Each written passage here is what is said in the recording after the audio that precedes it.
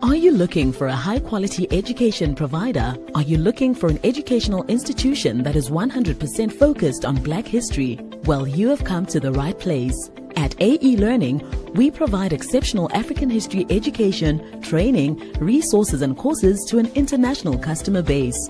At AE Learning, our e-learning courses deliver high-quality content and support teachers and students alike, ensuring that they have what they need to achieve their learning goals. Go to aelearning.net to select from our comprehensive library of multimedia e-learning courses. Our courses come complete with tutorials from our African history teachers. Within our e-learning courses, you will also benefit from high-quality videos to assist in your learning. Throughout our courses, quizzes and examinations are provided so you can test your knowledge. A generous library of downloadable resources complements your learning, and in addition, there are materials to read through. Go to aelearning.net to learn more. AE Learning, your source for quality African history education.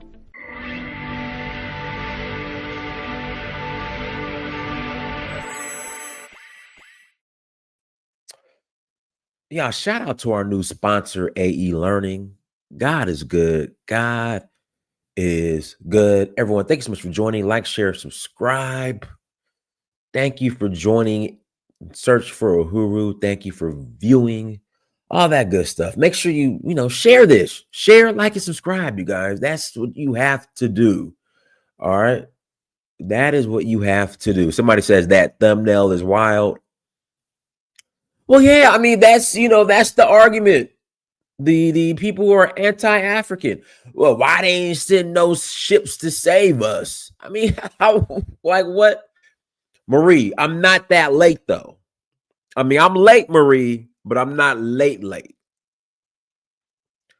I'm late, but I'm not late.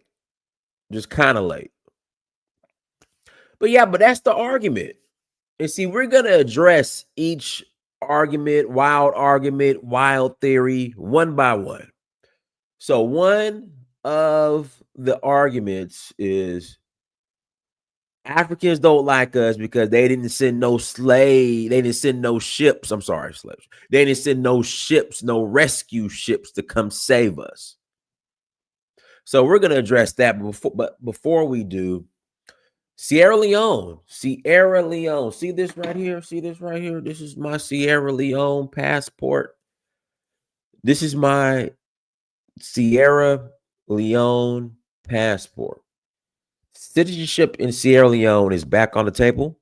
They've changed the rules a little bit. So the days of coming and leaving within a 2-week period with the passport, those days are over. Those days are over. Now you have to come twice and you have to wait a year in between each visit. Every April and December, they're going to hold a citizenship confirmation ceremony. But you have to come at least once. Then you come, well, the first trip is your tour, your introduction into Sierra Leone. Then the second trip, that's when you get your passport. So I got a group going next week, but I'm taking another group in December, and I will be joining that group in December. Again, I'm taking another group in December, and I will be joining that group in December. So if you're interested in joining us, hold on. Oh, okay, we're good. Sometimes I have my VPN on, and I know the VPN could kind of mess with the connection, but I don't have it on, so that's a good thing. Let me make sure. So if you're interested in joining us, please visit donafo.africa. Please visit donafo.africa. And also, it used to be in the past, they would only accept African ancestry. But now they accept Ancestry.com, 23andMe, which unfortunately went bankrupt. So I don't know who they're going to replace 23andMe with, and CRI Genetics and African Ancestry. So African Ancestry, Ancestry.com, 23andMe, and CRI Genetics. Also, we're rolling to Senegal next month for the Jazz Festival. I got a spot for someone who wants to come. I have a spot for someone who wants to come. So we're rolling to Senegal in May, Nigeria in August for the Oshun Festival, Zanzibar in September for Safari Blue, Namibia and South Africa in November, and then December we're going back to Sierra Leone. So yeah, so that's where we're at. Oh, you're not late, AR. We just getting started. I'm the one who's late. We're just getting started. So please visit donfo.africa to learn more. Again, please visit donfo.africa to learn more. Without further ado, let's jump into today's topic. The I Ain't African Starter Pack. Where the ships at? Where the rescue boats at? Why didn't the Africans send no rescue boats? Praise going up for your mom. I don't. Okay. Ubuntu King. Yeah, I don't know whose mom you're referring to. But yeah, but you know, the argument is the Africans don't love us because they didn't send no rescue ships. How does that look like? I would like to know. Oh, Marie, your mom. Oh, okay. I'm sorry. Oh, Marie, hopefully, tell your mom, we send her prayers up for your mom, Marie. Prayers up for your mom. But I just want to know, how does that look like? Pam Mulatto, I want you to call in.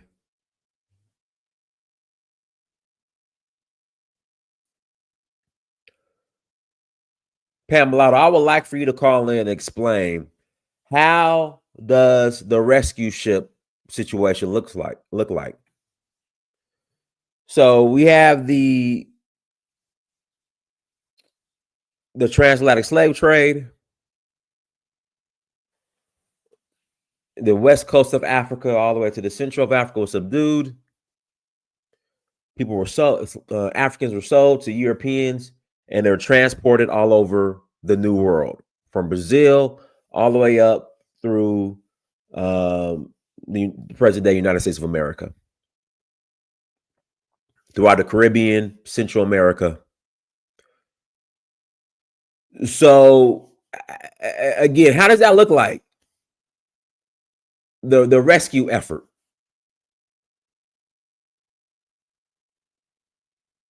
Where do we get these ridiculous questions? Well, where do we get these ridiculous comments from?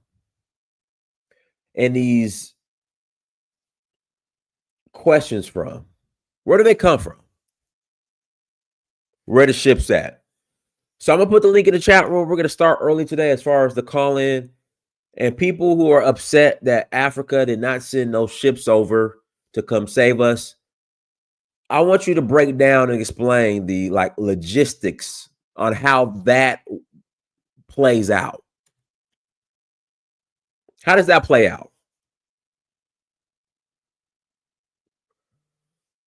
Like who welcomes who?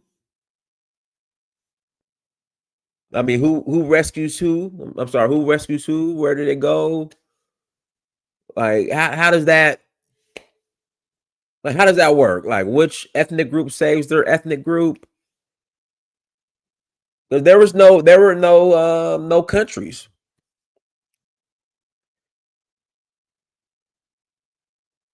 We're looking at different kingdoms, different ethnic groups.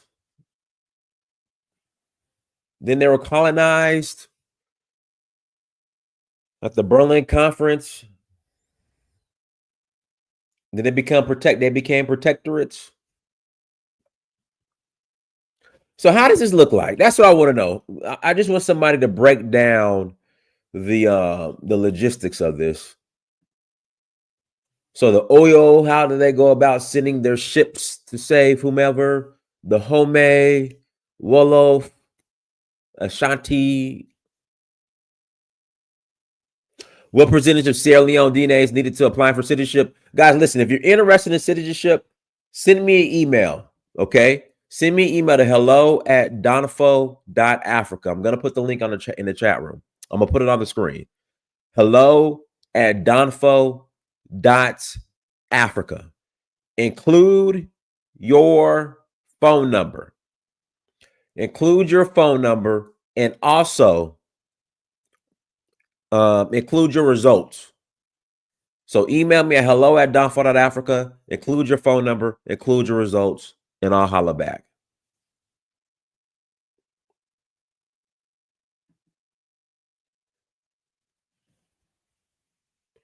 And I'm gonna do a whole separate show on this. We're using this the transatlantic slave trade. And you have, well, not we, you have some people. You have some people who are justifying the transatlantic slave trade, who are justifying their victimhood via the Bible. Well, in this chapter of Deuteronomy, they said there's going to be slave boats.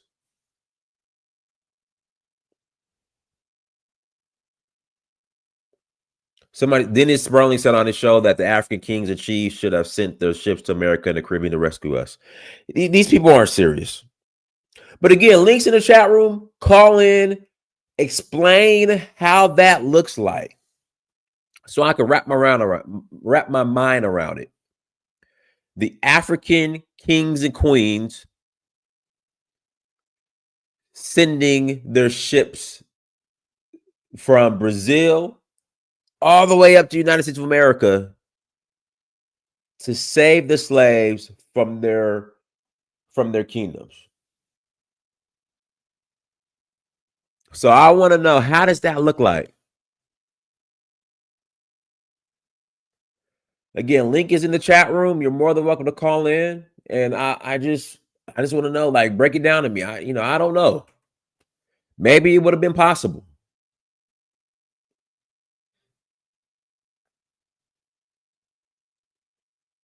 Maybe that's something that's reasonable. The African kings sending their ships to save the slaves. Maybe that's something that's reasonable, and I'm missing something.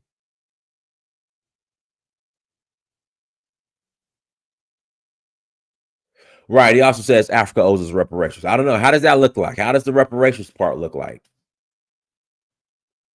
I am sincerely interested. I like to hear, we welcome difference of opinion on here, difference of thought.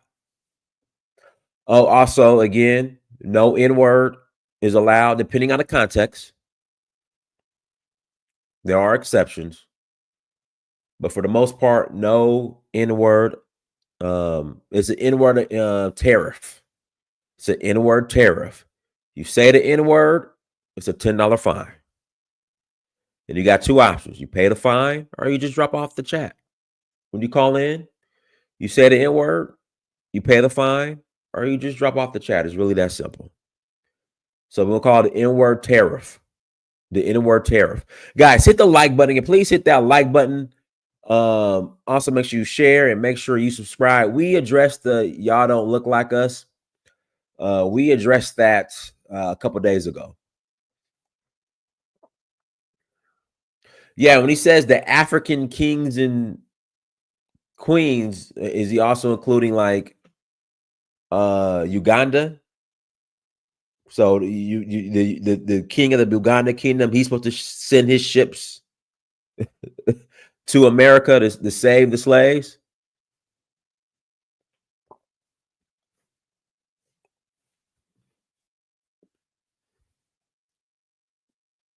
So yeah, guys, links in the chat room. I'm surprised y'all quiet on this one. I guess we'll close out early if no one's calling in. You guys were very opinionated on all the other shows. So I'm surprised you guys are quiet. But with that being said, we'll jump to quick commercial break. Once again, guys, we are rolling to Senegal in May. We are rolling to Senegal in May for the Jazz Festival Nigeria in August. In fact, Candace came with us to Nigeria. Candace came with us to Nigeria this past August of 2024 for the Oshun Festival. Marie came to the very first ever inaugural back before, when it was Search for Huru Tours and not Donfo. She came to the first ever tour back in 2019. She rode with us to Nigeria for the Oshun Festival back in 2019. So shout out to Marie. It was wonderful. You guys have to check it out. There we go.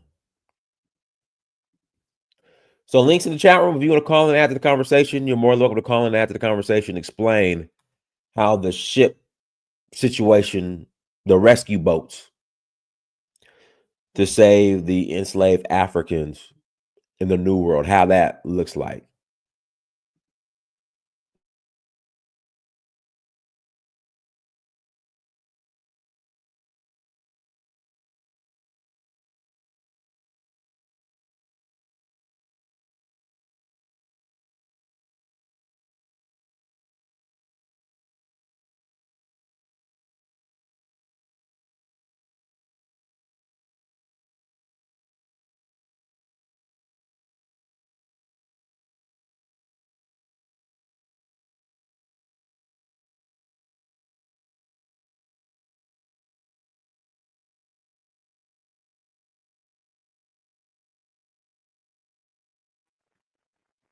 Coach, go ahead.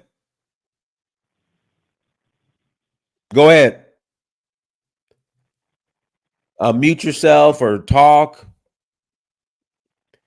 Listen, when you guys call in, I need you to have your Obama phones together.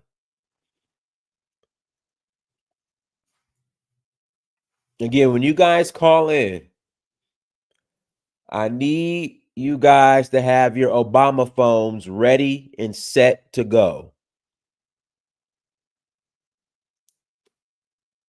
Yeah, Obama phones. This is clearly Obama phone. You know, nothing against Obama phones, but you need to upgrade. Again, you need to upgrade. In 2000 and go ahead, Kwame. Hey, what's going on, Dallas? Hey, what's good, man? You must be in the truck. Yeah, I'm on the road, brother, but I called it tone in. Go ahead. On the topic. Yeah, go ahead. Yeah, my vision of what at that time period, what that would look like coming back and forth across the Atlantic would be, is that Africa is under siege. Humans are being taken.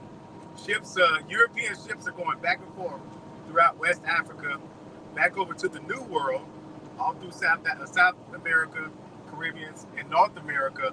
And they have ships that are taking Europeans from Europe to migrate to the Americas. And then also you have the enslavement ships that are carrying Africans to the New World. And then also you have what you call the Western firepower, meaning ships with pirates, with cannons, with firepower, ships with cannons and firepower.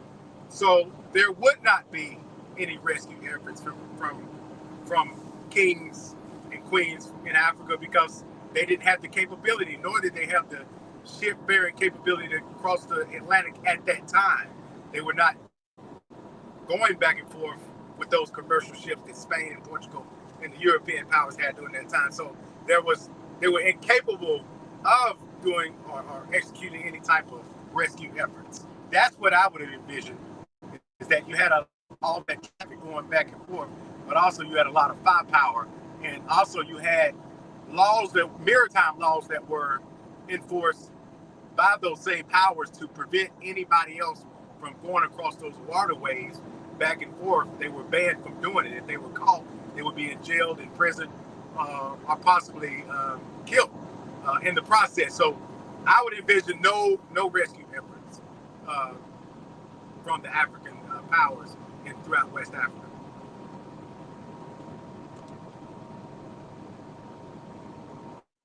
Go ahead, Candace. Hey, Dinus, how you doing? I'm good. How you doing? I'm doing all right, love. Look, it's ridiculous. And I have to ask, what ships? What Right. ships did they have to come and rescue? There was many wars that were fought against our adversaries at that time. Um, During that time period, there was no bed of roses. I don't understand why. Uh, a, a lot of it is common sense. Well, if you're educated, or if you've taken any classes on African history, or African American history, we all know that not only were we taken in slavery and brought here to the Americas, they were also enslaved back home too. And who was enslaved was the slave catchers. I mean, there were different scenarios going on between 400 and 500 years of the madness that you had, where it's either your kingdom or somebody else's kingdom. you know when they first landed, people already had their wars and stuff going on. People already had disagreements. Slavery was a form of imprisonment, because there was no such things as prisons back then, you know. But to sit up here and spread this madness about ships and coming to rescue us, did they not realize that the European presence was really, really present? I mean, they were present. That means that they were controlling everything. So who was going to get on the ship to come and rescue us at that time? Correct.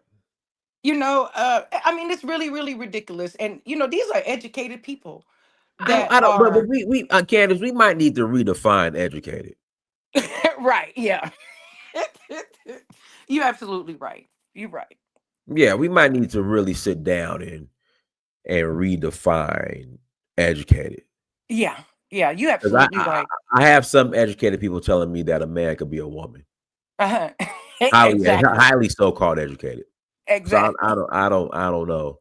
I don't know about the whole education. I You're think the right. whole education thing is somewhat overrated at Yeah. this point. Well, let's say this: some common sense. You There you know. go. Common sense. That's better. There we go. How about some common sense along with all the money you spent to go to school, and Right. then not just that, the positions that you hold. Look at, some of these people work of the profession that they're in, and they spread this nonsense of ships coming to rescue us. So that Mhm. we're gonna do take the European ships, because I'm trying to figure out how many ships they had to come and rescue us. Yeah, it's crazy. Guys, links in the chat room. Link is in the chat room. If you want to call in and add to the conversation, please click on the link. Again, if you want to call in and add to the conversation, click on the link, guys. I mean, here we go. There's Kwame's back. Go ahead, Kwame. Hey, Donis, did you guys hear me the first time, or was I on mute? No, I heard you the first time. I muted you because of the background noise. Okay. No, but I mean, it's not as bad as it was when you first called in. But yeah, I have muted you because of the background noise. Okay. Yeah, guys, links in the chat room. Yeah, go ahead. Let me ask you guys this, Donis. Go ahead. Let's go modern times right now. What's our current condition? As Africa, do they have the mentality of government or the capability to send ships to this very day? Are they capable of doing that today? Have they sent ships or planes? maybe some planes, but we'll have to lease them from Europe and America. Right. Exactly. Do they take the initiative? Have they taken the initiative to reach out and say, hey, we're going to send a rescue team or a delegation to help you guys? So is it a mentality that was perhaps the same mentality back then? Not having the critical thinking and the awareness to know that they got people in this part of the world that are under siege, and that they need to even lend a helping hand and say, hey, stop doing that to our people. Let's get, stop doing this, or we're going to do this. I have never personally heard anything like that from any African country. They've never taken that initiative. So they definitely wasn't doing it then. Well, I mean, the closest to it would be, I guess, Sierra Leone with the citizenship initiative. Yeah. Yeah, you're correct about that. Yeah. There is a lot of reach out. It's just that I mean, Africa is just now getting on its feet after ending colonialism and then going through neo-colonialism. I mean, there's different factors. So I mean, there's only so much you can do. You have to take the resources offered and work with it from then. From there on. Yeah. Let me pass it to Afro Man. Go ahead, Afro Man. Unmute yourself. Yes, good evening, good afternoon, peace everyone. Dynast, the more I participate in these panels and engage African Americans, I am beginning to feel that there are some African Americans who are simply looking for any excuse in the book not to embrace Africa nor Pan-Africanism. Mhm. And this excuse about where were Africans, where were we and our ships, is one of those excuses that just don't make any sense. First of all, okay, when you look at the slave trade, this thing started around the 1500s. In fact, there were some slaves that were brought around the 1400s. Africans did not even know where the ships were destined for until sometime in the 1800s, late 1800s. It's not as if we kept logs of where the ships were taken to. We did not know until sometime in the 1800s. That's number one. Number two, when you do a careful investigation of the slave trade, you will find that most of the slaves did not even originate from the coastal areas. Now, I'm from Ghana, and I know that many of the slaves came from the interior. So you're looking at people who were taken from present-day Burkina Faso, Niger, Chad, Mali, okay? These were not seafaring people. You don't expect tribes and nations in the interior of Africa, in what is today the Sahel region, to just have ships docked in the desert, waiting to be let loose and sail to the Americas. Okay, it just doesn't make sense. Take me, for instance. As I said, I'm a Ghanaian, and we did our DNA analysis. I am from the northern part of Ghana, so I'm not from the coastal part. When we did our DNA test, we found out that we had cousins in the Americas. Okay, so these ancestors, their ancestors would have been taken from the interior, because my tribe is not a coastal tribe.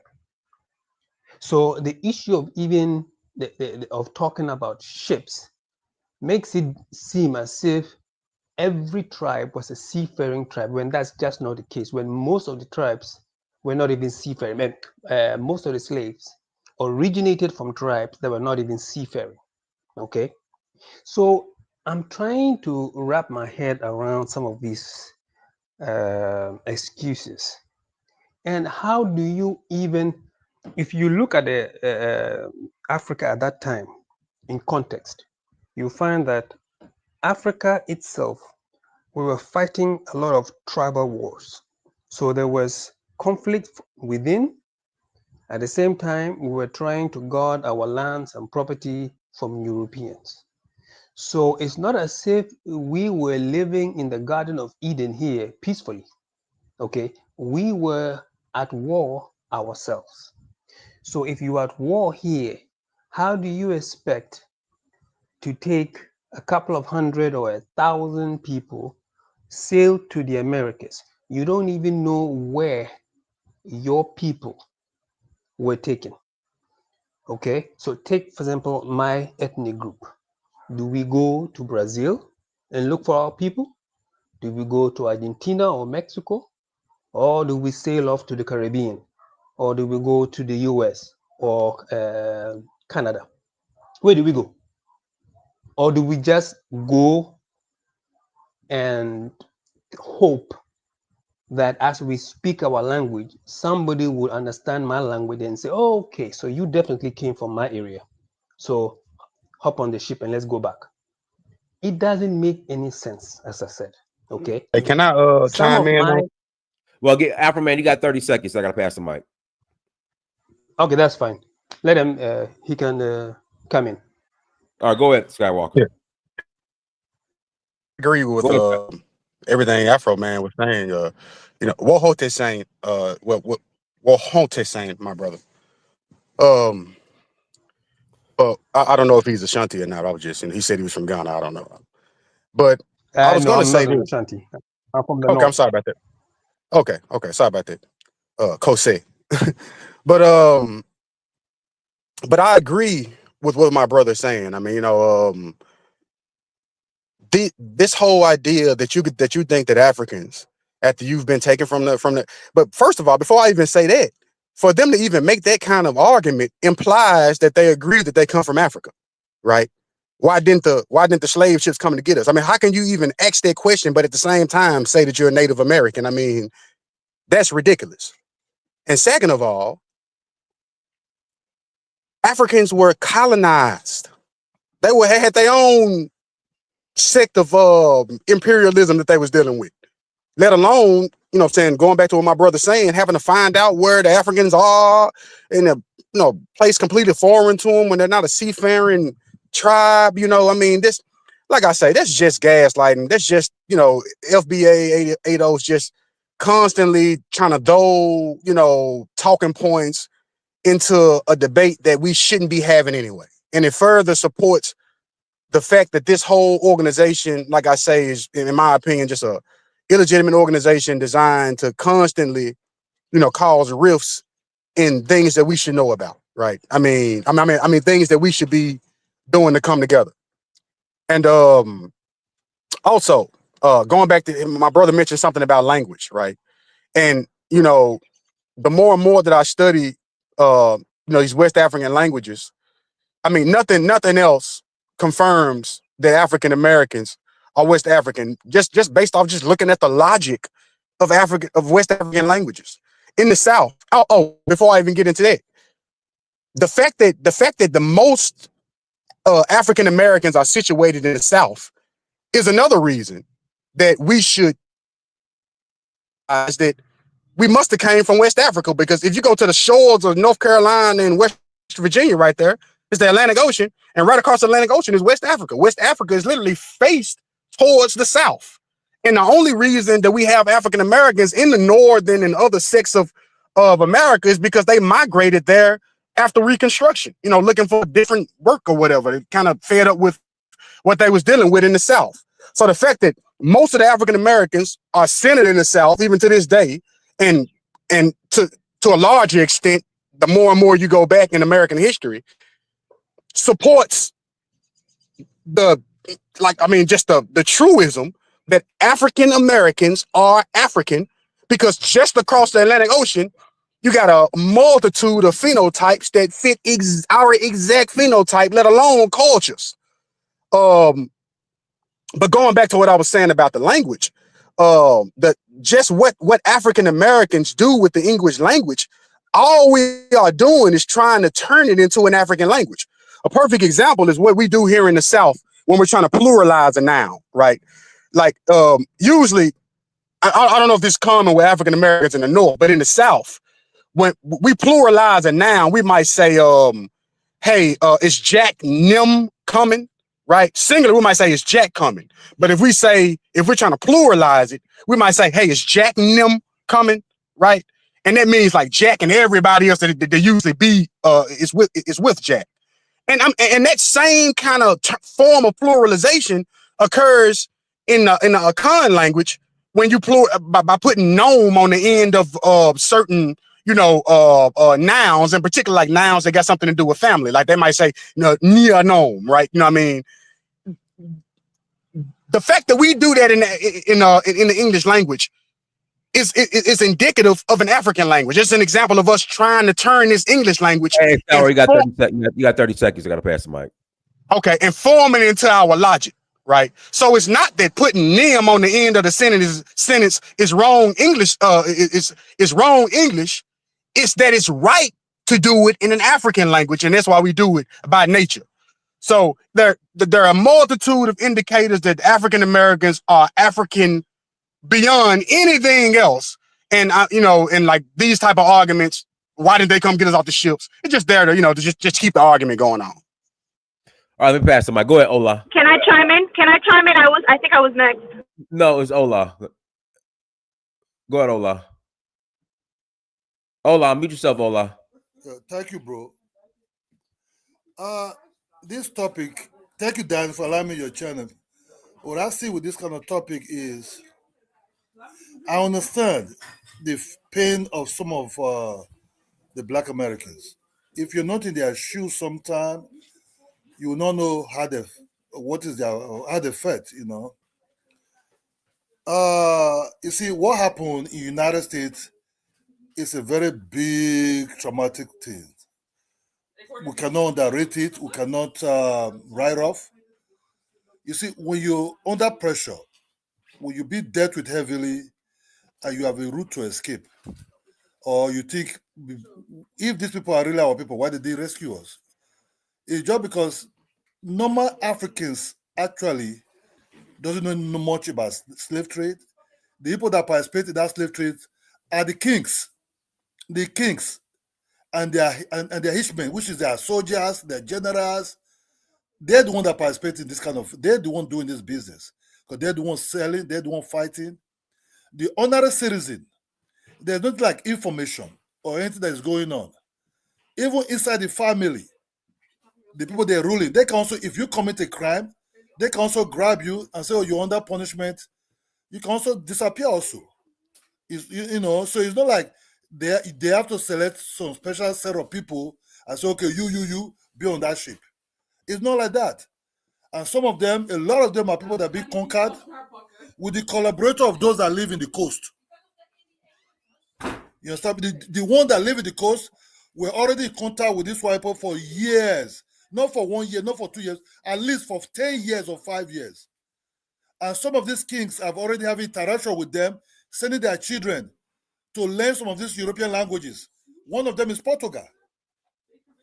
You understand me? So when you start blaming the honorary people who are not the kings, they're not the soldiers, people that some of these kings can just call in and just be intimidated, or if you commit a crime, or if you have disagreement with your neighbor, you can be punished also.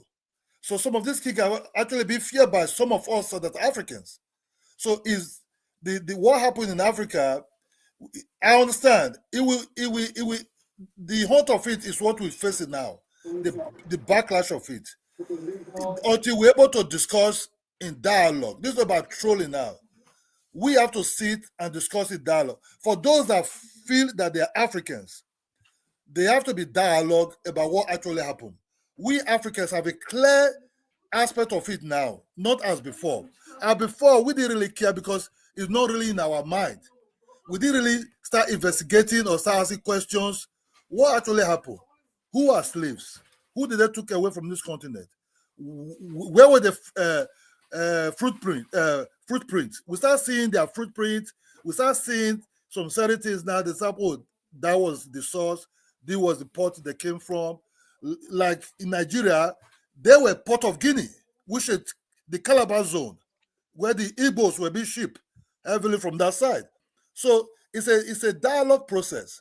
We cannot blame those that complain about, oh, where were the sheep? Why did they come and rescue us? Because they're under pressure, and they're still under pressure. So for those that have said that they're Africans, so I'm not talking about those that say they're Indians. This is total different thing. I think we can have a dialogue and see what we can do so that we can bridge the gap in that sense. For those that said they're Africans or they're kind of like African related, you understand? So we need to have this kind of aspect of dialogue. Let's talk. If there are other ways, it will surely, this problem will end within 10 years from now. We will see a very clear picture. We'll understand each other, and things will be right. That's all, Dennis. Let somebody go. I would like to listen to the Black Americans first. Okay, go ahead, woman. Hey, am I next? Hi, Zionist. Then you, Quincy. Hi, yes. So I just wanted to say I agree with Afro Man and the gentleman after him who gave the example of how the way that the Southern Americans speak can be traced back to how. I think of it in this way. These people who are claiming that, well, why didn't they send the ships to come back and get us? As Afro Man mentioned, we're talking about the 1600s, the 1500s. Even if the African societies had ships at that time, right? As he said, they didn't even know where these people were. And even if they did know, even if they did hear the word, oh, they're bringing to the Americas in their minds, how were they supposed to navigate a ship from Africa, the coast of Africa, to the Americas? We are making these huge assumptions that they would have been able to do that. The people who are even asking this question about why they didn't send the ships, I would guarantee you that if you put those people, any one of them, on a ship right now, today, with all of the information and technology that we have in navigation, they would not be able to sail to Africa successfully. So they're making these big assumptions that these poor people back then should have had the knowledge and the technology to be able to sail from Africa to the United States to come and rescue the slaves that were taken away. It doesn't make sense. It's totally unreasonable. Even right now, it's incredibly difficult to be able to get in a ship and sail from Africa to the United States with all of the technology that we have. So how on earth can we possibly be asking the question of why didn't these people do it? Because it's an almost impossible mission to complete. So that's why they didn't do it, even if they wanted to, even if they had the capability to. And as someone else mentioned, they were fighting their own battles there. They were fighting their own battles and trying to. Hey, woman, you maybe call in when you get back to a stable location. We're losing you. Go ahead, Quincy. All right, just a few things. NIM didn't come from Africa, man. That's a simply shorthand for and them in the South. Where John and them at? I get PBB wanting to make connections, but sometimes people make connections in places that don't even really exist. So that's that. Second, if we go have this conversation, I challenge everybody listening and everybody on the phone right now, don't mention FBA ADOS. To do that is scapegoating and gaslighting as if everything was hunky-dory prior to 2018 before either one of those acronyms even existed. That's acting like the people who act like racism popped up when Trump got in office as if it didn't exist the whole time. The diaspora wasn't hunky-dory prior to 2018, so please stop blaming ADOS and FBA. A lot of these sentiments been out there way long before those, so let's focus on this Black Americans and not blame a movement going on right now. Third, the question about why didn't they come back for us? It's a legit question. It's a natural question. All we've ever been told was we were sold into slavery, right? The natural question is, oh, damn, well, and all the hell we was going through here, the question is naturally, well, why nobody came to get us? The castrated, killed, maimed, raped, all of that. The question will be why nobody came to save us. So I don't think that question should be approached, or the reaction to it should be in a negative manner or disdain or getting mad at folks for asking the question, because it's a legit question. Now, if you want to open up the dialogue and kind of explain stuff about what's going on, depending on what country in West Africa or whatever, then do that. But to get mad at people for asking the question, I honestly think that's disingenuous. It makes it feel like you got something to hide about the history. I just think it's just a wrong approach, because it's a legit question. I mean, if you're getting your ass whooped and say your parents left you, you would ask the question, hey, why didn't they come back and get me? That's a natural question. And last thing, I mean, the truth is, we all know the truth. They didn't come back to get us because they sold us. It is what it is. And before I hang up, I just want to say something really quick. I think her name was Chrissy, because I missed calling in yesterday. A couple of days ago, Chrissy made a comment saying that when we speak about Pan-Africanism, we tend to focus too much on Black Americans when we speak about it, right? Now, to my understanding, Chrissy was Jamaican who moved to America. And a lot of these conversations are based, I know we got folks calling from around the continent, cool, right? But Dinosaurs in America, a lot of folks who call in from America, a lot of this is a American-driven conversation. So I have no problem, and Black Americans should be centered, because if we all moved and ran to Jamaica, and we were speaking about Pan-Africanism, Jamaicans should be centered if we're all in Jamaica. If we move to Trini should be centered. Pick a Black country. It's okay to highlight and focus on those people. So I just don't like the idea that Black Americans should be decentered in our country. Everybody moving here. Everybody want to, do what they do here, and I guess piggyback off us or whatever. So yes, we're going to be centered while we're in our country. Now, if we go to your country, you're centered in your country. That's only fair. That's only fair. So that's all I gotta say, man. I know. All right, go ahead, Willie. Go ahead, Willie. Go ahead, Willie. All right, can you hear me? Loud and clear. All right, cool. So I agree with the very last portion of what the last brother was saying, right? And I want to be clear. When that statement is made, they didn't even try to come get us, right? That has absolutely nothing to do with the continent. When that statement is made, it has to do with the dynamics in America. Why would I say that? I think if you ask the average Black person right now, right, like most of Willie's Obama phone just can't handle it. no, the iPhone screen, when it closes, I get cut off. But I was saying, if you ask most Black folk right now, right, do they believe that African countries are producing ships in 2025? They would probably say, I don't know. No, right? Nobody believes Africa had an armada in the 1600s or 1700s, which we all know would have been necessary to come do that task. Like even the books like Ivan Van Sertima, they came before Columbus. Like there's a lot of pushback to that, and a lot of people have come to the conclusion that it's been debunked, right? But the point is, nobody even believes that was logically possible, right? The argument is, right, after all this time, right, I've gone through everything I've gone through in the hells of America by myself. When you come here, right, Pan-Africanists, like my mother, will tell you, embrace your brothers and bring them into the community and love them and blah, blah, blah. But as with anything, there was different politics between different groups. So now you have younger people saying, well, forget them Africans. You know what I mean? Like, yo, they come in here, they open up stores, they're not nice to us, they disrespectful, right? So the conversation is pushed back to Pan-Africanism, right? And an acceptance, an ingrained acceptance, saying, these are my brothers coming over here. Let me welcome them. Let me help them in any way I can. That's what that comment is a pushback to. Because again, I want to be very clear. Most Black people don't even think that Africa could produce enough ships to come get us in 2025. So let's not play like Black Americans are.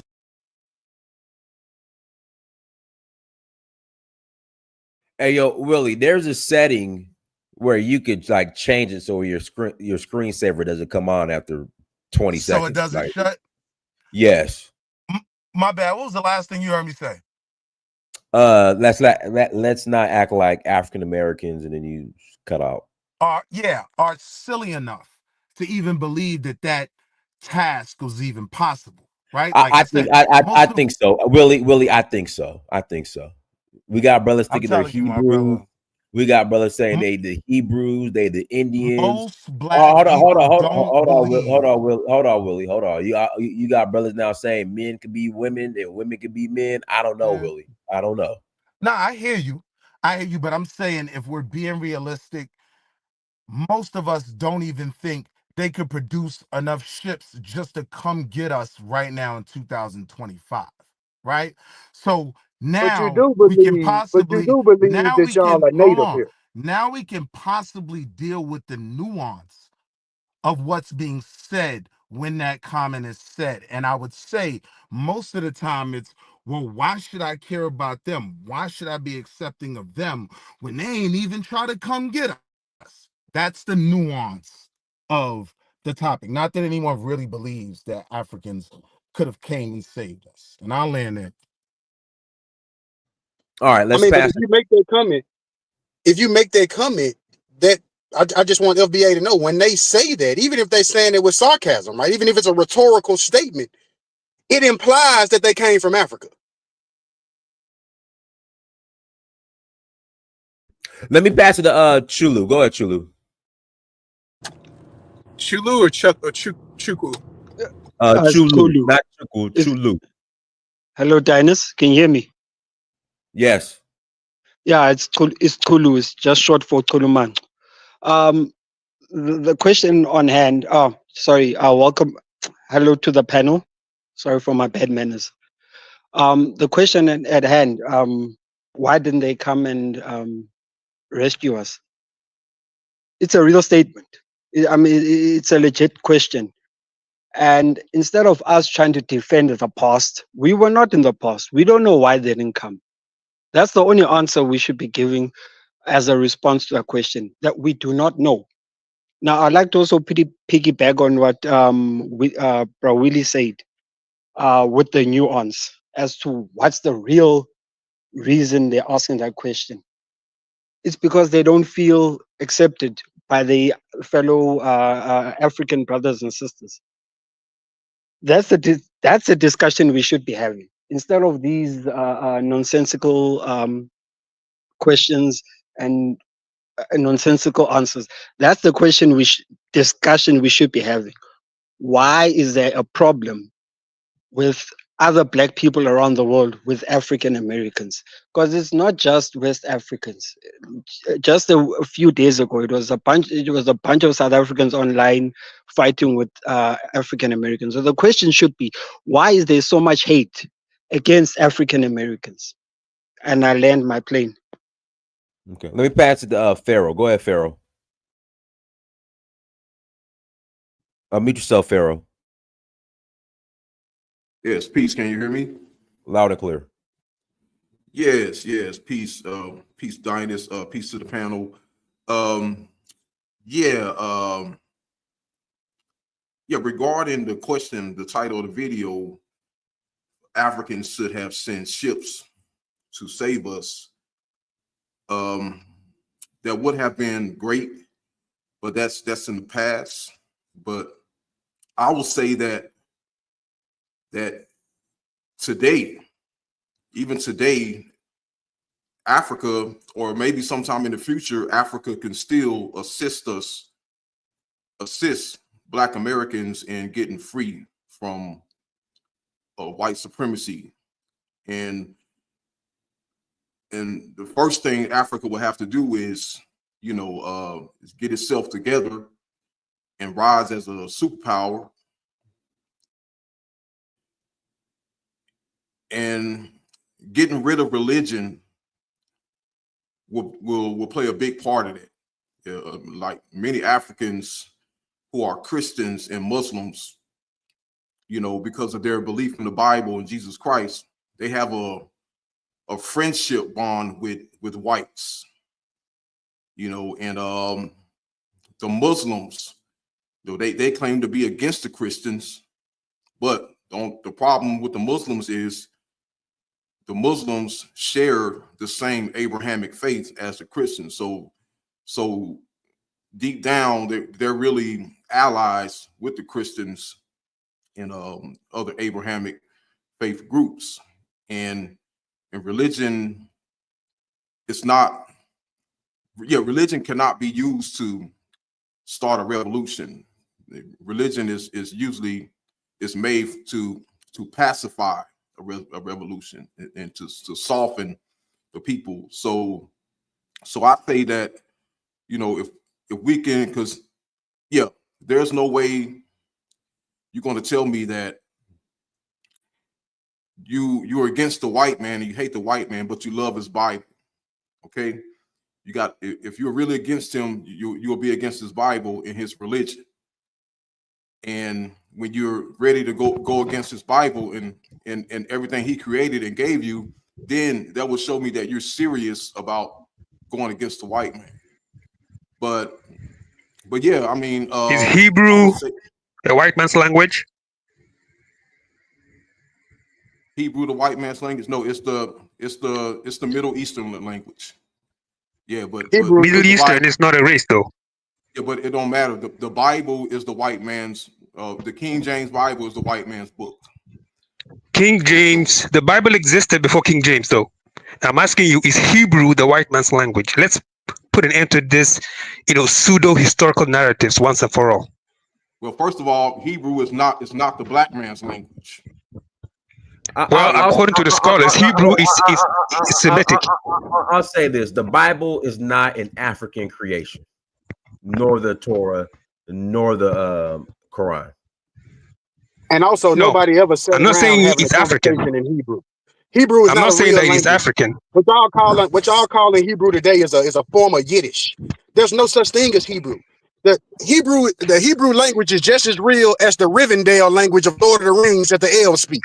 It's nothing but a fictional language or in other words, a function of literature. It's a piece of literature that was put in a certain people's mouth in a fictional book. That's all it is. When the scriptures were written, Hebrew was the spoken language. And I'm saying Hebrew is a Semitic language. Okay, well, show me the literature. Show me an actual book written in ancient Hebrew. You can't, because they never existed a language. What are you talking about? See, listen. Where is a book that was written in Hebrew? This is another problem. Pharaoh. Hold where's on. Pharaoh? Hold Mr. on. Pharaoh, Ms. Rock, do you know any books that's written in actual ancient Hebrew? Yeah. To properly answer your question, Hebrew is the Middle Eastern white man's language. How about that? Yeah, exactly. Yeah, he said first it didn't exist. Now he agrees that it is the white man's Middle Eastern language. Now, okay, so let's be clear. Let's be clear. Okay, if you want to look at the language of white people, it falls under what is called Indo-European languages. Okay, Hebrew, Aramaic, Arabic are not under those languages. I don't want to get too far off topic. I don't want to talk about no language today. Pharaoh, okay, all right, but it does that there are certain pseudo historical narratives that just don't make any sense. Okay, we got it. Go ahead, Pharaoh. Are you finished? I just wanted to say that that we the past is the past. The past is the past. They could have sent ships to save us, but what we really need to focus on is the present and the future. And as Black people is still a big population, there is still a chance that Africans can come assist us, and help free us. Even though they didn't do it back then, they can do it today and sometime in the future, because we have a problem. There is a problem today. And it's the growth of white supremacy, and it's the growth of non-Black people surrounding us. So in order for us for that to happen, black people over here will have to, get it together, unite, come together, take a stand, take a strike, a strike against white supremacy. And Africa will have to be on the same level. And if we both want accord on that, then we can have some type of connection and put an end to white supremacy today. Because, although it happened hundreds of years ago, it still happened. And the damage should be compensated, and reparations should be paid, and extreme measures should be taken in order for those reparations to be paid. And that's what will have to happen. Africa, it started in Africa, so it would be more than right than Africa to get by our side and help put an end to white supremacy and put us in power, because we may have been so-called set free in the 1865 or whatever, but we never got power. We're not in power, and if we're not in power, then we're not fully free. Yeah, that's all I want to say. All right, let me pass it to Candace. You wanted to ask something else? Yeah, Dynas. Like back to the subject about the And ships. then Chukwu, you next. Go ahead, Candace. Yeah, we just have to understand that, our people at that time, few people knew about what was going on and what was happening. As far as the Middle Passage, where we were going, where we were taken to, it was basically a time at where we disappeared. Our ancestors disappeared when they were taken into slavery. It's a question that is one of those nonsensical questions that nobody could give an answer to, but a nonsensical answer about why didn't they send ships. If we were in bad shape, if our ancestors were in bad shape, it's common sense. Coming to this side of the world, then our ancestors back at home were in bad shape. So I'm, if anybody wants to know why we wouldn't rescue, I mean, it's in the past. We have to move forward as a people. Right. There was no bed of roses. What did they do? Every time they took one of us, they left the bed of roses to each one of our other people, our cousins now today. No, it did not happen that way. It just amazes me that people would come. That's something that, to me, that a child would probably ask, because they would know that ships were our only way of travel at that time, and not knowing of any other situations to at least be able to build that common sense. But it's nonsensical rhetoric, and I hope that our people get past that and come together. And this thing about reparations and money, it's fine, it's old. Yes, it's old, but don't ever look for the man to put it in your hand, because that money is power with us. There's only a few that's going to blow it on fancy cars or tennis shoes, but the rest of us know how to we are very resilient people, and we can build with that. And they don't want us to build with that. So I wouldn't look for reparations as far as a check, but I would look for reparations as far paying attention to our home, which is Africa, to see what's going on and what I can make from it. That's reparations in itself. And teaching our children, that's more precious than anything. Teaching our children history that began thousands of years ago, well before any European history. Teaching them that history that can stay with them and they can pass it down. That's beyond any type of reparations of $1 billion, $1 million, or whatever it is that people are looking for. And that's all I have to say. All right, go ahead, Chukwu. Hey, salute. Thanks for having me up. So yeah, why didn't they send ships to save us is just a rhetorical device. It's the same people who colonized Nigeria are the same people who owned, who started the plantation system here in America. So a way to transfer the blame of slavery from the Europeans who built the ships and the ports and made all the infrastructure for slavery, it's a device to shift the blame away from them toward the Africans. So it's just it's a cheap trick in a way. It's like the same people who say this have no smoke for the people who actually enslaved their ancestors, who had their great grandfathers summary execution and made a caste system for them to live in. They want to shift the blame away from that and say, you didn't save us. I see it as a disingenuous argument, and it's just a barrier to people seeing themselves as brothers. It's a divide and conquer strategy. I'll land the plane. So Chukwu, you're my comrade, right? And I agree with 99.9% of your commentary, right? But I think in order to be honest about when that statement is made, we have to look at the conversation. And 9 times out of 10, the conversation is being had between a Pan-Africanist who takes the view that we should welcome our brothers over here and we should support them in their businesses and all their endeavors, and that includes politically, right? Or it's had with an African directly that's saying, I don't know why you guys act like this, and we're supposed to be brothers, and this, that, and the third. And then the rhetorical response is, we're supposed to be brothers. You didn't even send a life raft to come get me, right?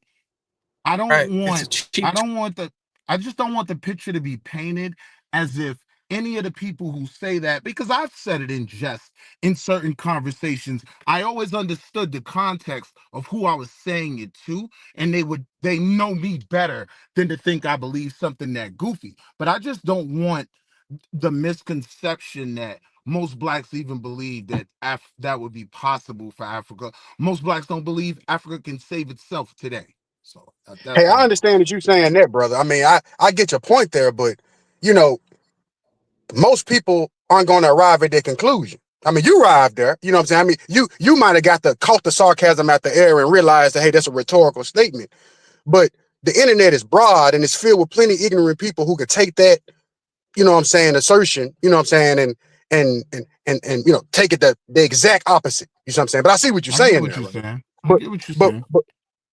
But and also we need to ask ourselves as well. I mean, like, why is it? And first of all, I think I'm always suspicious of someone who is kind of, you know, who is against black people coming together, right? I mean, I don't care if it's African or, you know, if he's a FBA or yada, yada, yada. But when you get to the point that you are impeding unity among black people, I don't care what nationality that you claim to be, what ethnicity you claim to be, but when you get to the point that you are impeding our overall fusion as a people, that's when it becomes, you know, rather irritating, right? And aggravating to the overall goal that we seek to achieve. I see that occurring. I see that occurring in no other race except ours. I mean, even Asian people, in a sense, stay together. They're not caught up along lines of ethnicity. That's just, and that's why they're successful.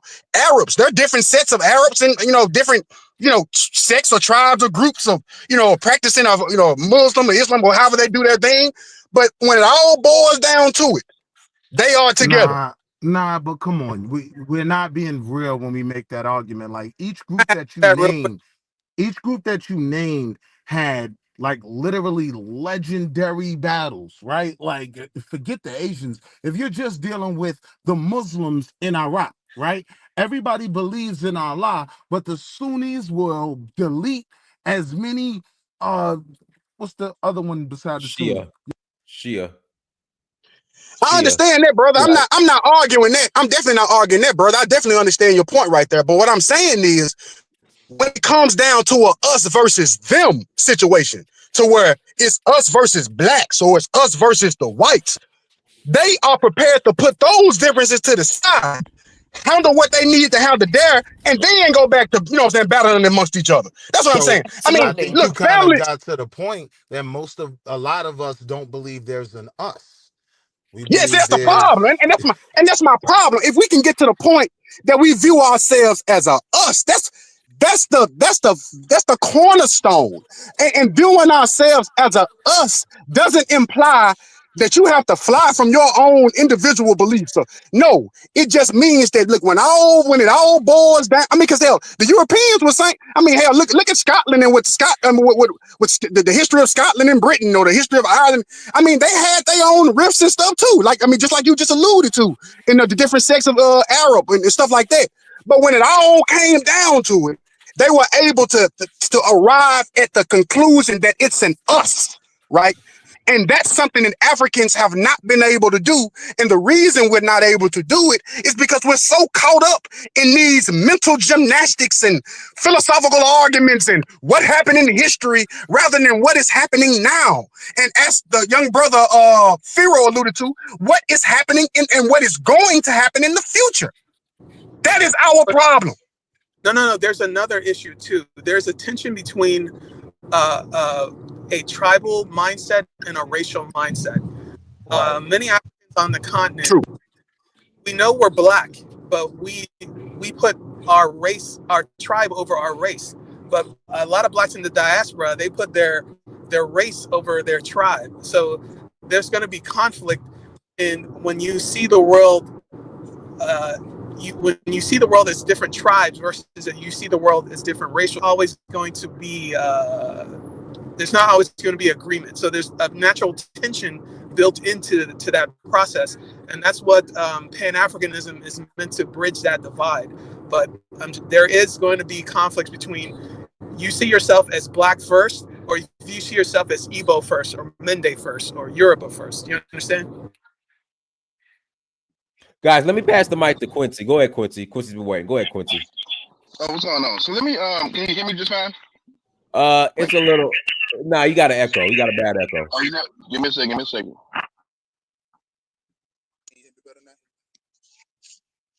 Can you hear me better now? Yeah, go ahead. That's good. Go ahead. So just real quick, I think what it really boils down to, like one guy was saying, you know, Pan-Africans kind of preach to Black Americans, you know, unity and stuff, and you know, our knee-jerk reaction is, you know, well, where were they? And that, be quiet, little man. And then the second guy, the guy who spoke right before me, you know, he kind of really owned, you know, unity, which I am too. But I think it's all in the approach of how do Pan-Africanists approach Black Americans when it comes to Pan-Africanism and unity and stuff. And a lot of times the approach is really kind of like I'm not gonna say forceful, but it is like it's your duty. You're supposed to do it. It's your obligation to do X, Y, and Z. And I think like if it's like I say, it's only natural to ask, well, if we got all these obligations and duties to Pan-Africanism and unity and all this stuff, then why were we dealing with all of this shit by ourselves for decades, for centuries? Why? You know, so it's only fair when you're fighting by yourself and then you finally get out, or quote unquote, to some degree, get past the fight. And then when the people show up after the fight's over, talking about, yeah, let's unify, like, come on, man, I would just fight for my life for hundreds of years and you wouldn't know where to be found. So it's people, Africans always talk about how we need to understand where they coming from. No, y'all need to understand where we coming from in this scenario, because we the ones that was sitting here going through all of this shit in our country in this conversation. Yes, y'all got your own issues, but as far as this topic goes, we were going through stuff over here. Y'all need to understand just it's just human nature. If you go through stuff by yourself and then people show up after the fight's over talking about let's be down, we got to be down, you gonna look at them sideways. That's human nature. And I don't think Black Americans should be penalized or looked at negatively for that. So that's all I have to say. No, go ahead, woman. Unmute yourself, woman. Woman, unmute yourself. Okay. That's gotta go. Yeah, go ahead, Ola. My bad. Go ahead, Ola. I think it would take some time. I think actually what is bringing these things actually out so heavily like this, it has something to do with wet, economical, and everything. You see, United States is very powerful in terms of economical now, you know. But if United was not so powerful in terms of that, finance or economy, all this is not like where am I or where are you? I'm not African. I'm not this. I'm not that. I'm Indian. What you should understand is this: 500 years is a very long time. You don't expect people that left 500 years they stay the same in mind and everything. They're fully adapted to other type of culture. That is their culture now. I think the Africans also have to understand that you cannot be preaching too much today. You're African and you're my brother and everything. They don't feel like that. You see, the Europeans can feel like that because they're the masters. Europeans can feel more to themselves because person like George Bush know where his ancestors is coming from. He can just point England because they all be written down. But the Africans they took is not really like that for them. They created their own culture. They created their own movement. They created everything that make them to be humans in that society where they're staying now. Why the Jamaicans? When I say the Jamaicans, I'm not talking about the city boys. I'm talking about the bush guys, the Maroons that are still in the mountain in some of these Surinams and all these territories. Why do I feel like African? Yeah, it's because they still hold on to society languages, their names and everything. I bet you could go to Jamaica, they still bury coffee. Some of these Suriname, they still speak the language. Those who know 100 that they're Africans because they didn't really mix with the Hindustans, with the Yavas, with some of these native, Native Americans, But the one that they call the city boys, like Kingston and all these territories, where the everybody came together and so kind of mixture going on and everything, they will tell you, if you meet them in London, they will tell you Bombocla Africa. You understand me? So this is not like the first time we Africans are getting kind of like hit back by some of these people that's been took or been left. But what we have to understand is this. Some of these things will take time, but we're not just there yet. The battle of you don't like me, I don't like you, you dirty, that dirty, this dirty.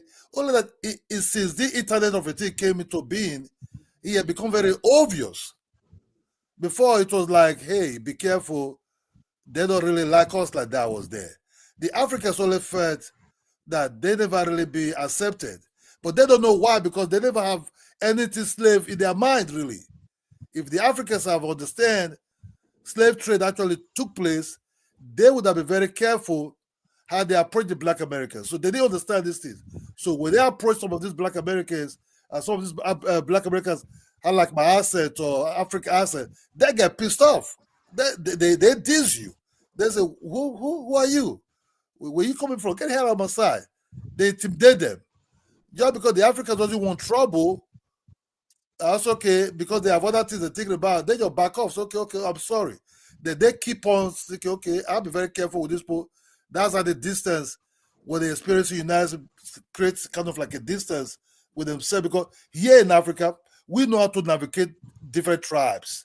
We know, okay, don't attack them, don't diss them, don't make fun of their king, don't make fun of their tribe. So that's how we negotiate peacefulness with ourselves. Intermarriages. Those things are not very hard now in America. Will it be there later? Yes. Intermarriage, you can, sooner or later, plane from the United States to Africa will be maybe 10 hours, 7 hours. Now it's about 16 hours. So things will get better later. That's just what that is. All right, guys, hit the like button again. If you have not hit that like button, please hit that like button. Also, make sure you share and make sure you subscribe as well. Yeah, go ahead, Afro Man. Yes. Okay. So, what I gather, okay, from what people are saying is that there is a certain misalignment in our approach to Pan-Africanism, or our understanding of it. So when I hear African Americans saying that they feel alone in this Pan-African struggle, I understand where they are coming from, but I think there's a blind spot in some of them they are thinking. You see, there's one major difference between Black Americans and Africans on the continent. And that is, Africans, we have our own countries, which is something that Black Americans do not have. That automatically creates a distinction in the way we approach Pan-Africanism from the way Black Americans approach it. Why do I say that? When Kwame Nkrumah spoke about Pan-Africanism, he was talking about implementing political and economic change at the governmental level, because as I said, we manage our own countries. Black Americans don't. So a Black American might organize an event at Howard University where they invite speakers to talk about the glorious past of Africa, and people wear their dashikis and stuff like that. And that is seen as a Pan-African event. It's bringing Black Americans together with their culture in Africa. On the African continent, when we talk about Pan-Africanism, we're talking about building a single currency across Africa, which is what we are currently trying to do. So you have that the sub-regions have got plans to have single currencies. They already have what you call single markets in the sub-region, so ECOWAS and the SADC region in East Africa, so forth. Okay, we're talking about having the Africa Free Trade Area, which is currently in place. We are talking about having Africa has 5 sub-regions. The 6th region is the Americas, our diaspora. It's the 6th region, and that region has a full-fledged ambassador. The most famous one, of course, was Dr. Chihumburu Kwao, okay, the former ambassador for the 6th region of the African Union. You have African countries now liaising with countries in the Caribbean, okay, to ensure that we have direct flights between the Caribbean and Africa without going through Europe or the US or Canada. That's Pan-Africanism. And the reason why many Black Americans may not feel it is because it goes above their heads. For example, a Jamaican traveling to Africa is more likely not to require a visa because they have their own country. Most countries in the Caribbean don't require visas to go to Africa. That's Pan-Africanism. But it's a privilege that Black Americans may not be privy to because they are carrying a passport that is not their own, or that is not a passport that they control. It's an American passport.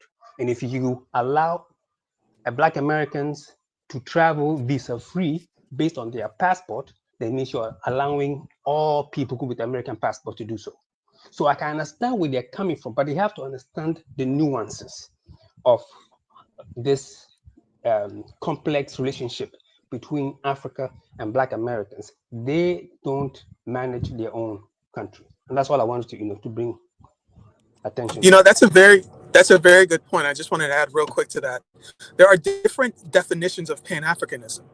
I noticed in the diaspora, a lot of people, their definition of Pan-Africanism is forming a homogenous culture where we're all the same culture, like all Black people of African descent forming the same culture. But the Pan-Africanism that I've seen on the continent is more like in political integration, the single currency between African countries. And this form of Pan-Africanism can only occur if you control your country's foreign policy, which is not the case for Blacks in the UK or in the US, because they are part of, they're the minority group in their country, and they don't control the foreign policy. So there has to be a distinction made between which version of Pan-Africanism are you talking about. And I'll land the plane there. All right, let me pass the Royal Image. Go ahead, Royal Image. I think the man that spoke before this gentleman spoke really, really well. And the one that just spoke right now, there's an issue that we have, which is definitions. There has to be one definition. It can't be multiple definitions, right?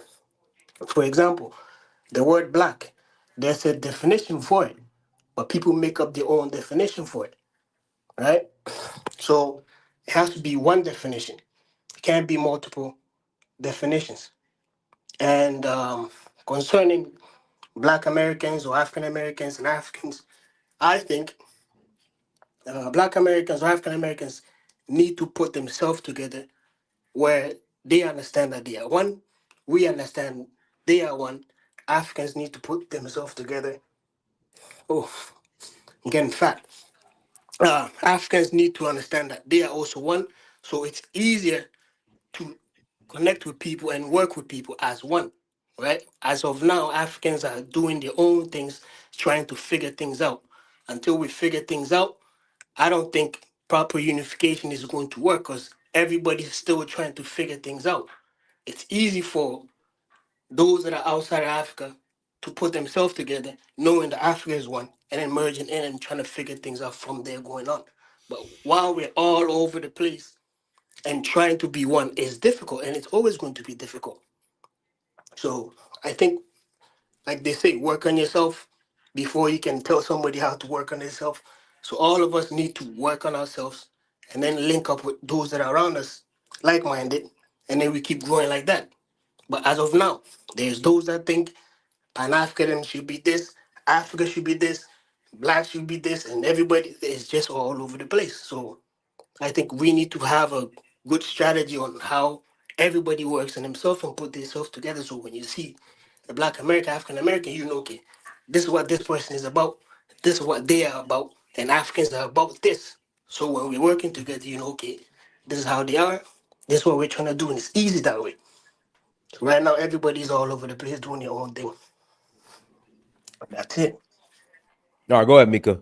Unmute yourself, Mika. Hey, Dinus. Hey. Hey everyone. Yeah, so I'm gonna agree with the last like 2, 3 guys that spoke. I Hey, feel Mika, like, you're muffled. Can you talk into the phone or like yeah, take it can off you hear speaker? me now? Can you hear me now? It's better. Go ahead. Yeah, I'm gonna like agree with the last 2, 3 guys who spoke. I feel like the future of Pan-Africanism is really gonna be between Africans and the Caribbeans because our concept of Pan-Africanism in Africa is more political and economic. And I feel like the Caribbeans have similar outlook and because they have nations as well. So I think we're on the same page. So it's easy, and also culturally, I feel like we are more aligned. I think the Black American conception of Pan-Africanism is really more towards like a homogeneous identity. And that's not really realistic for Africans because we've never had a homogeneous identity. And I think for us, the goal is to inspire, is to be aligned in spite of our ethnic and tribal differences, because that's something we actually take pride in. Whereas Black Americans have a homogeneous, monolithic type of identity where everybody's just Black. And I feel like they perceive Pan-Africanism as something that's you kind of unite behind being Black or something like that. But that's not really how Africans or even people in the Caribbean perceive that. So I feel moving forward, we'll kind of need to decentralize the conversation away from that because I feel then the conversation will just be about what happened during slavery. Whereas for us as Africans, we want to talk about trade, we want to talk about economics, we want to talk about policy, the things that affect us on a day-to-day basis. Now, is there space to talk about slavery? I think there's space for that.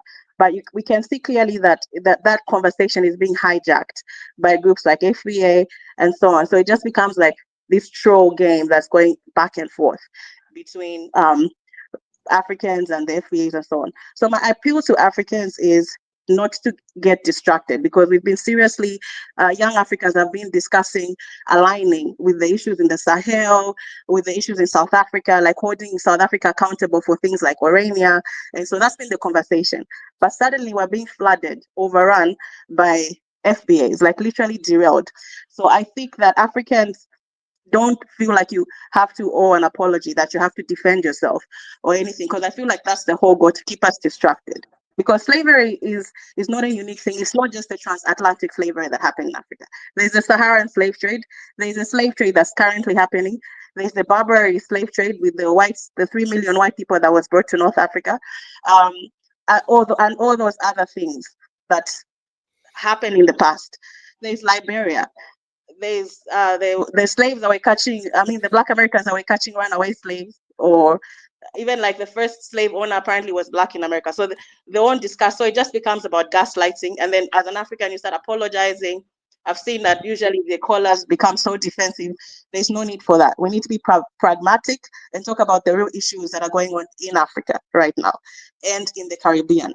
And I feel like Africa, we have a lot to offer as far as commodities. The Chinese people come, the Europeans come, and we're tired of being exploited, fair enough. So we are looking to other groups. We're looking to other groups. And I think that the Caribbeans, we can really have a real conversation with them. That's it. All right, go ahead. Hold on. Woman, you there? Woman, unmute yourself. I'm here, but someone else can go. All right. Let me put. Will, you want to add to the conversation or? I I just want to mean, say, why is it that Africans the are only thing always I wanted looking to for kind of somebody to add come? was the more I hear this conversation, right, I can't even disagree, right? So I do think Black Americans were disillusioned in our investment in creating Pan-Africanism, right? I do think we were looking for that group cultural identity that would be this belief in one people, because we were so scattered. Like even in America, you know, you're talking about babies being sold from their parents. And so we had to figure out a way to build this communal family, right? But I do think for our purposes and what we were looking for and needed, we disillusioned ourselves by believing in Pan-Africanism. So I don't believe that Black Americans have a place in Pan-Africanism anymore where they should put it at the forefront. If anyone wants to support movements outside of what the masses of your own people are doing, I agree. Go at it full steam, and I agree. None of us should try to impede that. But in terms of the cultural dynamic of, you know, waves, ebbs and flows, right? The time of that wave of Pan-Africanism and looking for unity and looking at that continent as the base of everything that we could become, I think that time is over.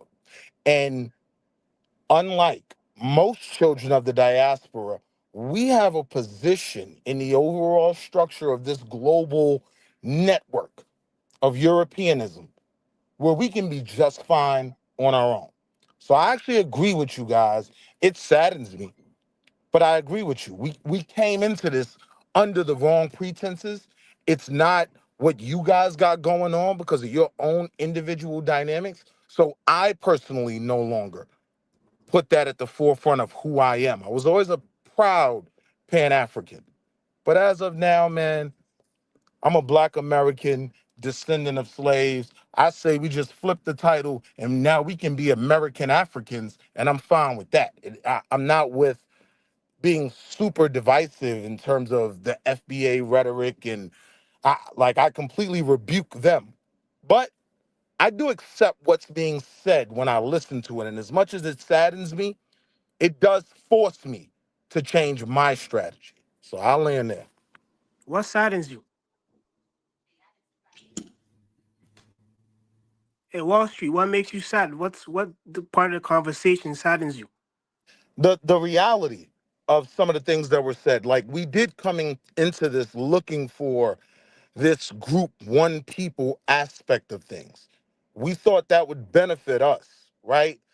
The more I study history and the more I study history on the continent, I already came to the conclusion that that was completely goofy, because I always say there's no such thing as an African. There's Igbo, Hausa, Hutu, Tutsi, and Black Americans are our own people. We are our own tribe at this point. Our individual dynamic is everyone wants to be Black American until it's time to be a Black American, meaning it's real convenient to come over here to America and sign Black on those job applications and be able to just eat a sandwich at the Woolworth counter after my parents died for it. It's very easy, right, to enjoy the benefits of the work my ancestors died for. Here we But go. the conversation that I hear is always what Black Americans should do, what Black Americans should do. This is what Black Americans have wrong.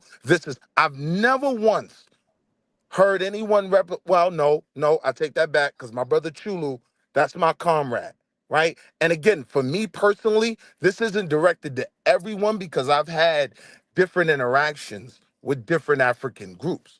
So my Ghanaian brothers are always going to be my brothers. You know what I mean? Like, Chulu has given me a new view of my Sierra Leone brothers, because I don't know a lot of them. My Senegalese people, those are family, right? So I'll have my own individual engagements.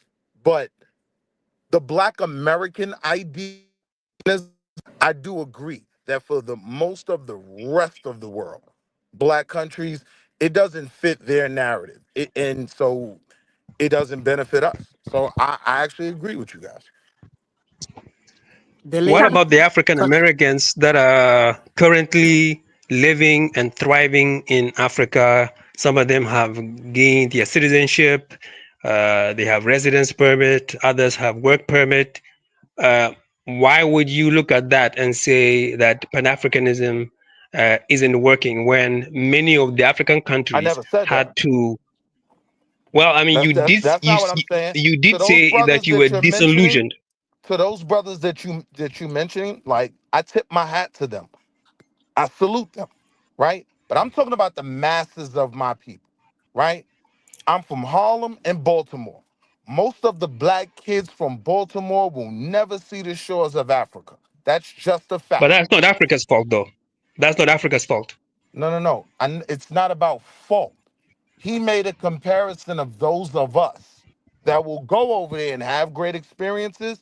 My opinion was that's great, right? I salute that.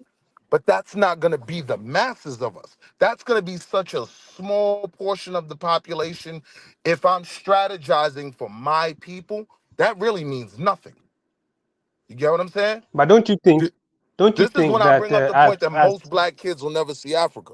My fault, I ain't mean to Well, cut you off. are okay, you but yes, strategizing but for them? Are you strategizing for them? What are you doing for those kids that you say that may not see the shores of Yeah, Africa? Zionist, if I can. I'm strategizing for them here. All right, go I'm ahead, Okay. not being political go here. ahead, woman. Go ahead, woman. Let me do something, woman. So what I was going to say is, I don't agree with the.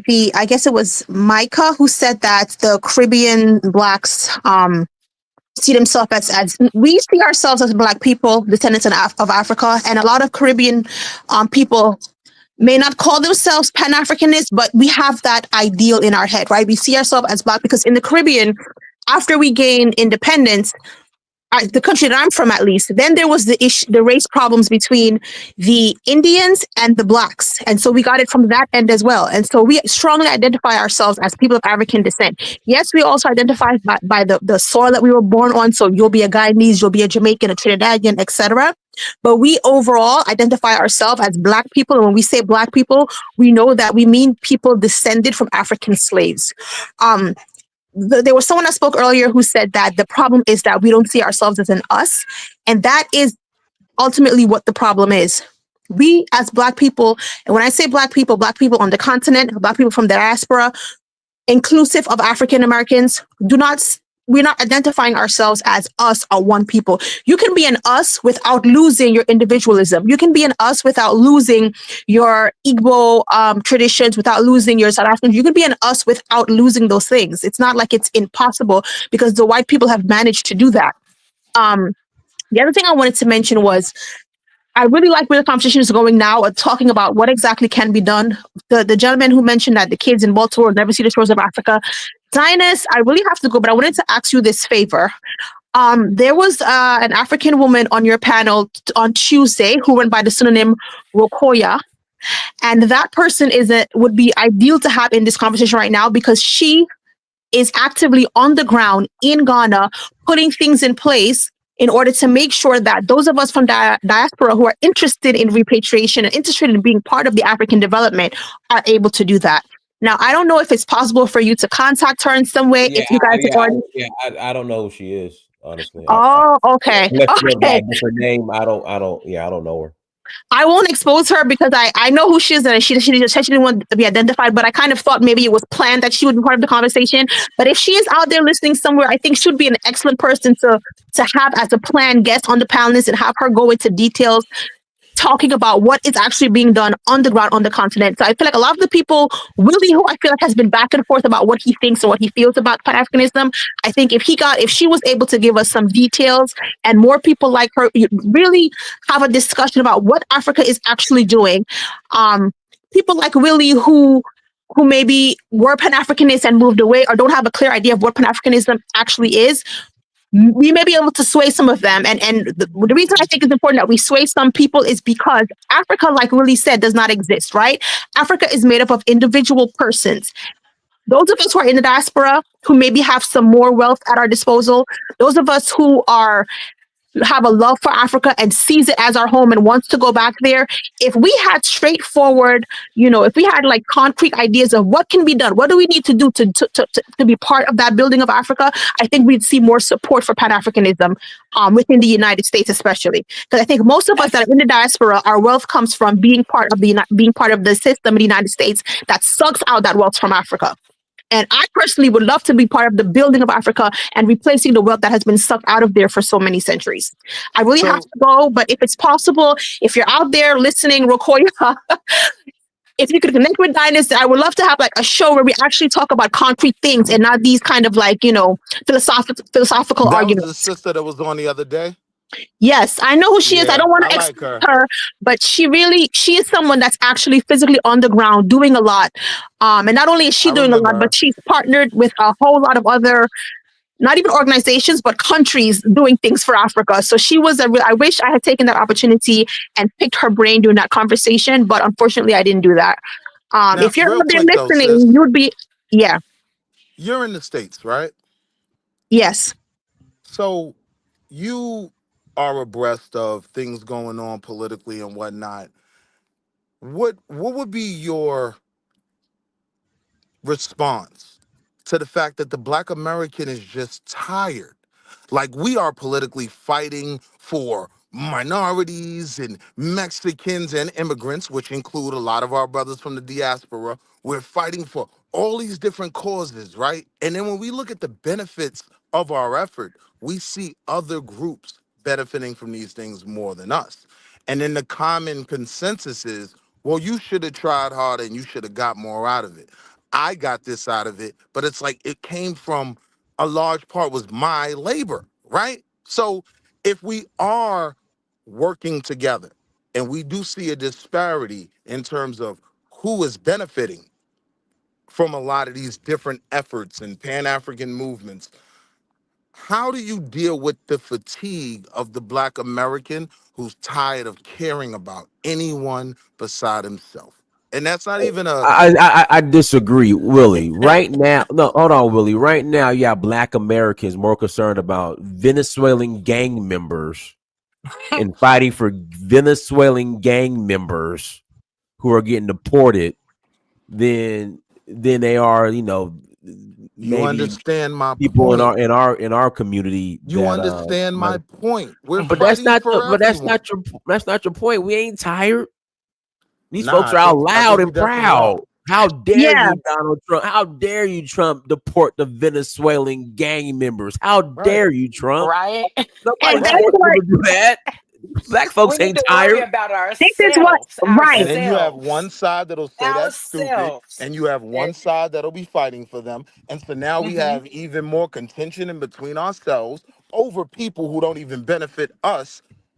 A lot of us who are cognizant of these things and watch these different dynamics play out, the real power players, the people, in my opinion, who, if you want anything out of the Black American, these are the people that need to be appealed to.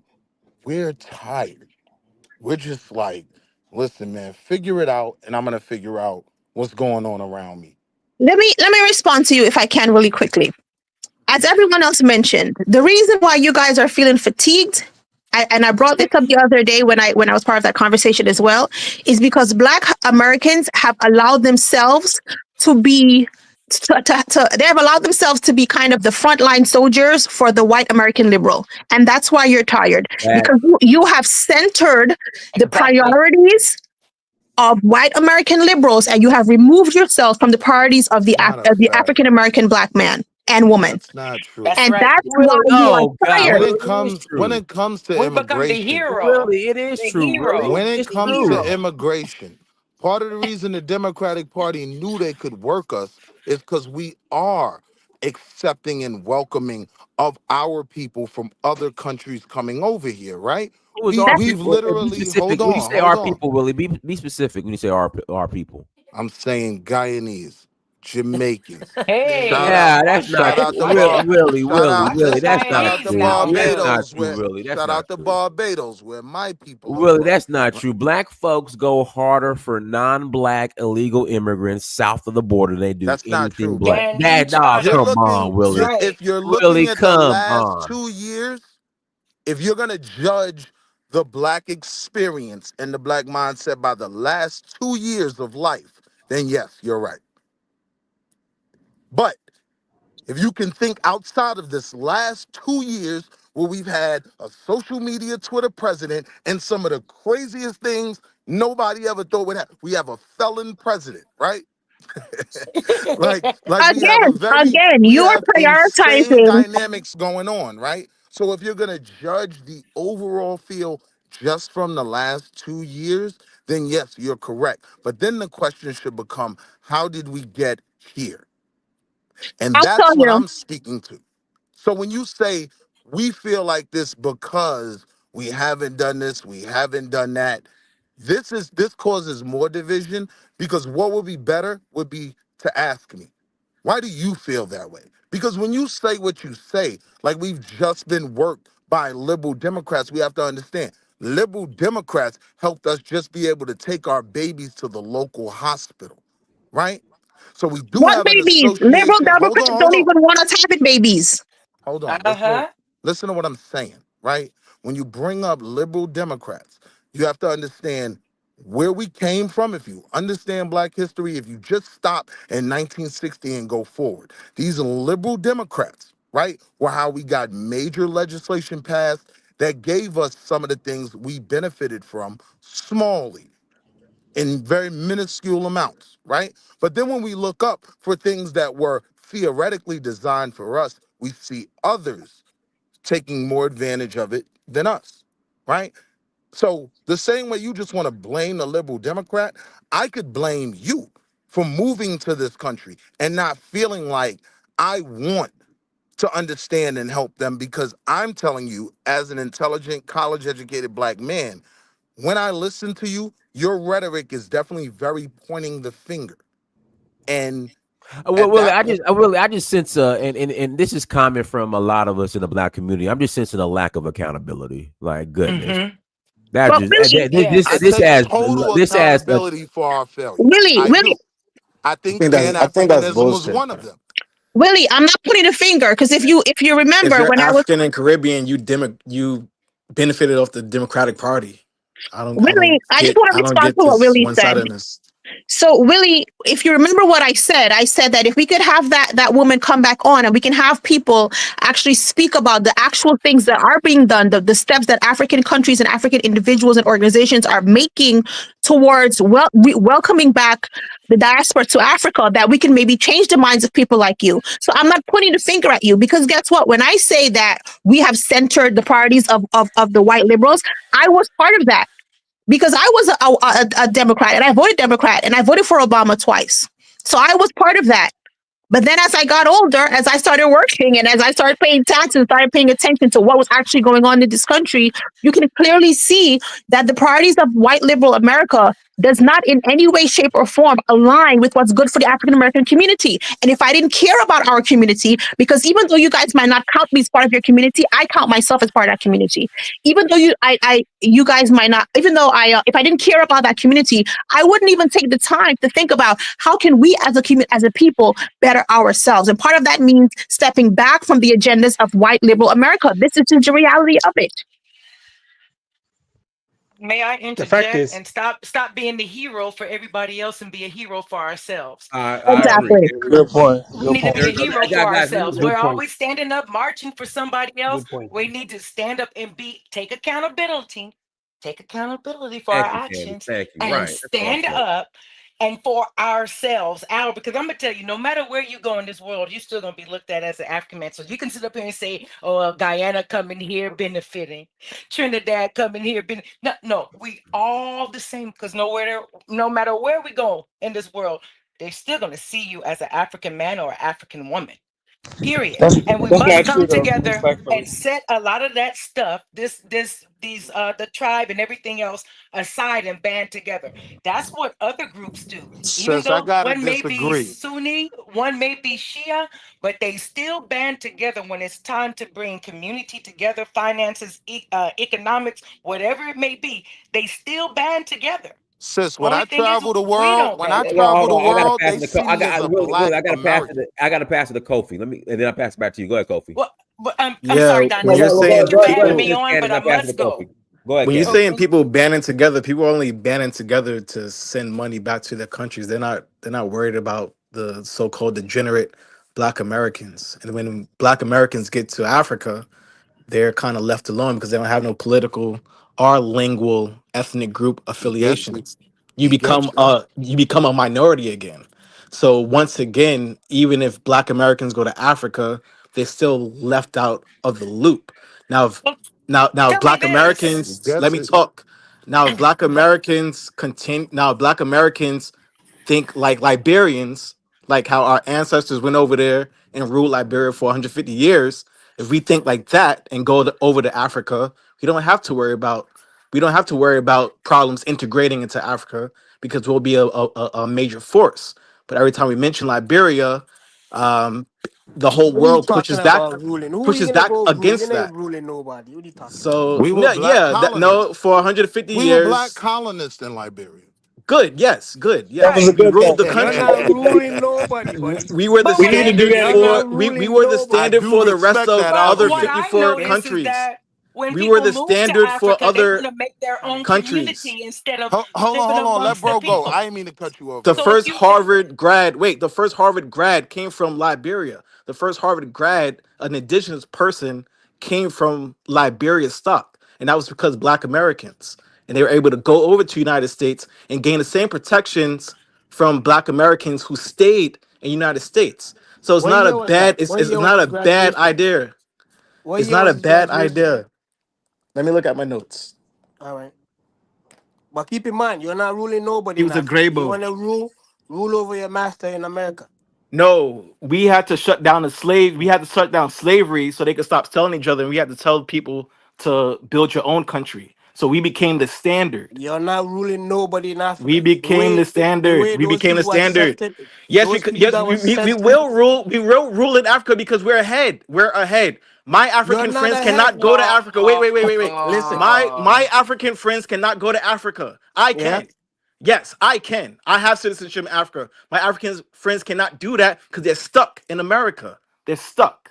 So you're because Because you can go to I had Africa. 400 I had 400 years on them. I had a 400-year head start, and so did the 400 Liberians, years head and start. so did the You Liberians. must They be had a bugging out your 200-year. mind. The Liberians had a 200-year head start, and had to tell them like, no, this is Hey, how you do you it. need to take that name off. That name you have, you need to take that shit off of you right now, cause you're well, We wrong. can't No, no, stop no, them. I'm like no. this. If We're you had taking a over. 400-year head Liberia, start, you You need must be to Liberia. take right. that name This off of is you, the cause problem. Okay, you this don't is the deserve that problem that name. African Americans have on the African continent because you guys are scared that we would come with our monies and Exactly. we You would be don't the rule with standard. money. And Exactly. that's the type of shit that goes on there. Well, but And so Kofi, every time an FBA and every time an I African can't believe person, you just mention believe that shit. Liberia and see their true look colors. how That's all scared I have they to get. fucking So say. Look what how happened to nervous they get. Liberia? What happened to Look Liberia how after they triggered they ruled? get. Let me pass it to Pam Mulatto. Go ahead, Pam Mulatto. Yes, and I This nigga appreciate is you passing crazy. me the mic. I'll make it as brief as Hey, possible. Pam Mulatto, you got a lot of wind in the background, man. Can My bad. you I'm at the beach. I live in the tropics. Is it better now? Mulatto, don't start, man. All right, but I'm gonna get right to it. And really, from what I'm hearing on the Africans, pardon me, from what I'm hearing from the Africans and the Caribbeans on the panel, this is why I actively report Africans and Caribbeans to ICE in the U.S. See what I'm Because the less saying? of them in the Don't U.S., the start. better. Really, they work against us actively, Holy shit. unapologetically. So I respect all of Hey.